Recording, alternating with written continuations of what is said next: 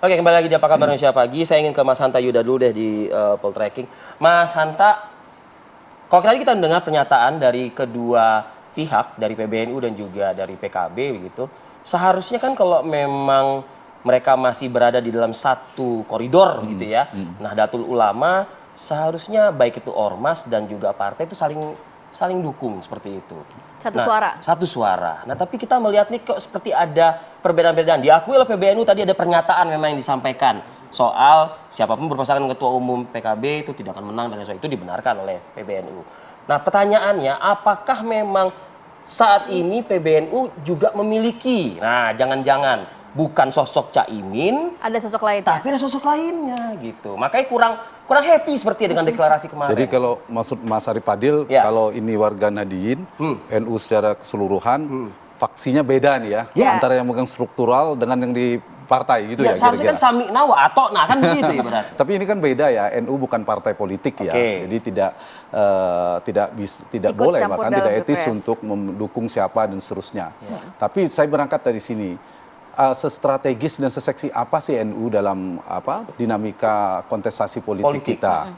Begini, dalam profil demografi pemilih Indonesia itu ada triple majority, ada 3 kekuatan yang tidak bisa dihindari oleh siapa pun ingin bertarung.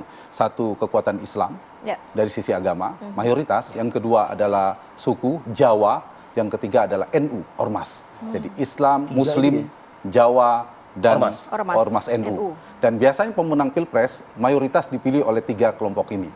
Nah, pertanyaannya 3 ini NU, kita fokus ke NU. NU ini sebagai orang yang terasosiasi merasa bagian dari NU. Ini sebaran seperti apa kekuatannya?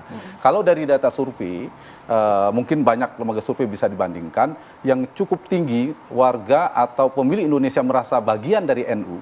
Apakah tradisi cara beribadahnya atau dia anggota aktif maupun tidak aktif, itu lebih dari 50%. 50% pemilih Indonesia mengatakan dia bagian dari NU. Nah, tapi dari 50% itu dia tersebar ke berbagai macam partai politik, bukan hanya PKB. Jadi tidak bisa harus sama NU dan PKB. NU kan selain dia bukan partai politik, gitu dia ya. lebih besar sebagai ormas. Dia tersebar tidak hanya di PKB, di berbagai macam partai politik. Terbukti misalnya PKB cukup signifikan memang di survei 8-9%, perolehannya kursinya lebih dari 10%. Artinya jauh di bawah kekuatan atau NU-nya. Yang ketiga, dari sisi figur ketua umum Pak Muhaimin Iskandar, jauh lagi di bawah PKB. Misalnya elektabilitasnya kalau sebagai capres kisaran 2%-an. Sebagai cawapres agak lumayan di 4-5% misalnya, saya kira itu. Nah, sehingga sebaran itu satu. Yang kedua, kita juga melihat perilaku pemilih itu karakteristiknya ada 3. Pemilih sosiologis, pemilih rasional, dan pemilih psikologis. Pemilih rasional, dia memilih karena kesamaan identitas. Agama, seperti saya kata, sama-sama Jawa, sama-sama NU. Tapi ada yang merasa warga NU, dia juga pemilih psikologis. Pemilih psikologis yang lebih melihat karena muda, karena milenial, karena sosoknya, lebih ke karakter gitu. Ada pemilih rasional, ngelihat rekam jejaknya, pengalaman, seterusnya. Artinya tergerus lagi kan, yang 50% tadi terbagi lagi yang betul-betul pemilih sosiologisnya. Lalu kita masuk yang ketiga, persebaran ke tokoh-tokoh. Ada kiai-kiai pengaruh-pengaruh struktural dan kultural. Kiai-kiai kultural yang ada kiai khos, ada kiai-kiai kampung, ada kiai pesantren. Lalu ada yang struktural di PBNU dan lain sebagainya, termasuklah di partai yang saya kira PKB yang dalam persepsi publik yang paling dekat dengan NU.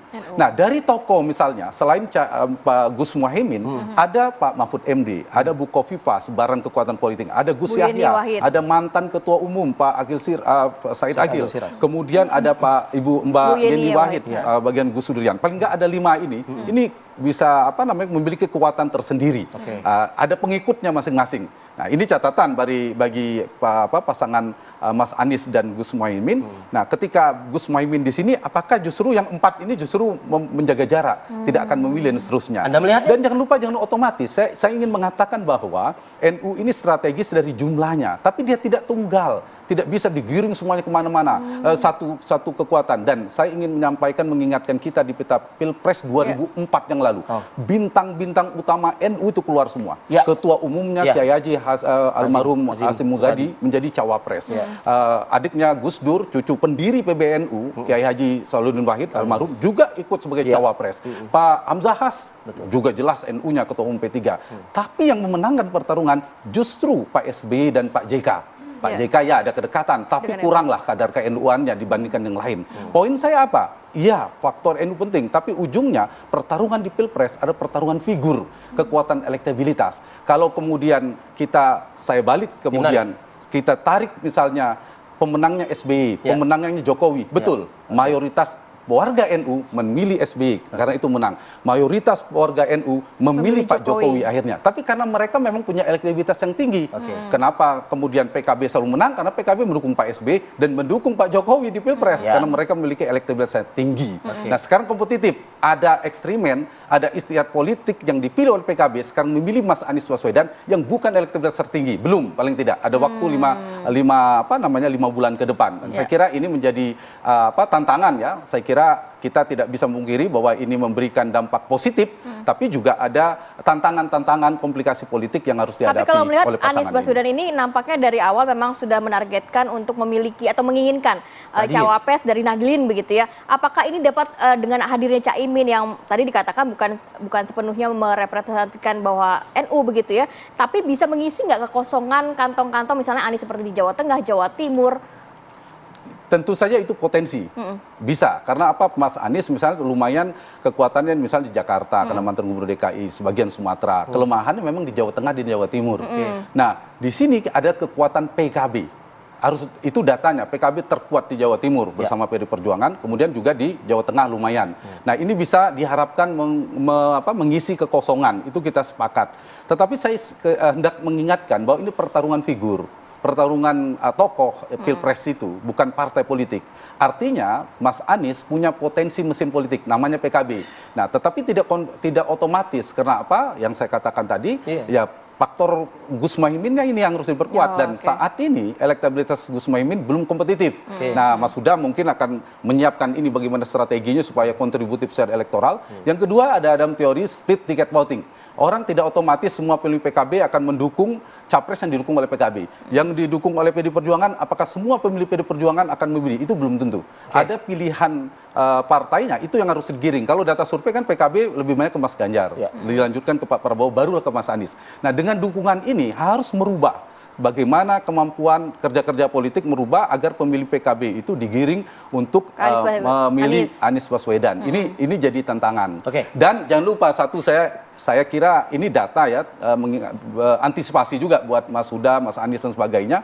Di Jawa Timur NU paling kuat bersama PD Perjuangan, tapi NU dan PKB dan PD Perjuangan adalah partai terbesar yang pernah mendukung berlawanan dengan Khofifah di Jawa Timur.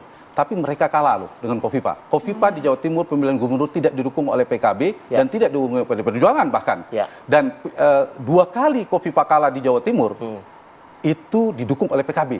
Justru kalah di Jawa Timur. Dan saya ingin mengimbangi data bahwa Gus Dur dan Pak SBY dan Pak Jokowi itu didukung oleh PKB menang di Pilpres, tapi di Jawa Timur pemilihan gubernur justru kalah. Jadi ada cerita menang dan ada cerita kalahnya. Dan kita harus akui juga PKB lah yang membayangi PDIP Ganjar Pranowo di pemilihan gubernur Jawa Tengah. Ya, meskipun kalah ada suara signifikan. Tapi ya ini saya ingin mengatakan bahwa faktor NU strategis, faktor mesin politik itu potensial penting, tapi tetap elektabilitas figurnya ini yang harus diperhatikan. Ini menarik elektabilitas figur. Kalau di poltreking sendiri, terakhir dalam survei, calon wakil presiden itu dari unsur Nahdien siapa yang paling tinggi lah gitu? Ada beberapa nama ya, misalnya seperti Pak Mahfud MD yang saya sebutkan tadi, ada Bu Khofifah, ada Pak Erick Thohir. Pak Erick Thohir juga punya kedekatan dengan NU. Kemudian tiga inilah paling enggak yang paling ini ya, selain Caimin ya, selain Caimin tentunya, selain Gus Muhaimin. Tiga ini juga adalah figur-figur potensial. Nah, itu yang mungkin yang disampaikan oleh Mas Huda kalau tadi besok kalau ternyata Pak Erick Thohir jadi cawapresnya Pak Prabowo misalnya, Pak Mahfud yang juga salah satu menjadi alternatif digadang-gadang di cawapresnya Mas Ganjar. Nah, pesan Mas Huda tadi ke Gus Farur harus ada ini juga katanya, ada apa? Benar seperti itu ya Gus Farur ya. Ini lebih cenderung ke Erick Thohir kayaknya, atau seperti apa Gus Farur menyikapi ini?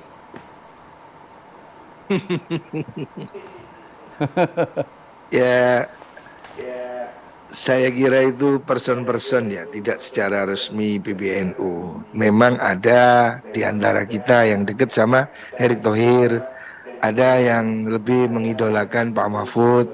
Jadi ini cair sekali ya, saya lihat di Di antara kalangan kita yang NU dekat baik ini pengurus apakah atau besarannya warga. Ketua Umum PBNU, Gus? Eh, saya kira kalau Ketua Umum PBNU sudah menyatakan dia akan sangat membatasi supaya tidak ditafsir yang lain. Tetapi memang saya melihat ada kedekatan Erick Thohir di jajaran pengurus PBNU hari ini karena dia kemarin sempat menjadi ketua peringatan 1 abad. Tetapi masyarakat Madura misalnya itu lebih suka sama Pak Mahfud MD. Orang Jawa Timur saya kira pasti lebih senang dengan Bu Hovifah. Jadi semuanya masing-masing punya penggemar ya. Dan ini saya kira lain tempat lain dukungannya. Yang ke Gus Muhaimin siapa, Gus Farul? Caimin itu didukung oleh teman-teman yang PKB yang militan ya. Jadi kader PKB Ya. Jawa Timur juga sangat kuat juga ya, dan mereka sudah mempunyai jaringan yang tertata sejak tahun 99. Itu juga satu potensi yang cukup besar juga sama saja. Oke. Oke, nanti kita sambung lagi ya. Gus Fahrul dan juga Mas Hanta dan juga Mas Huda sesaat lagi tetap bersama kami di Apa Kabar Indonesia Pagi.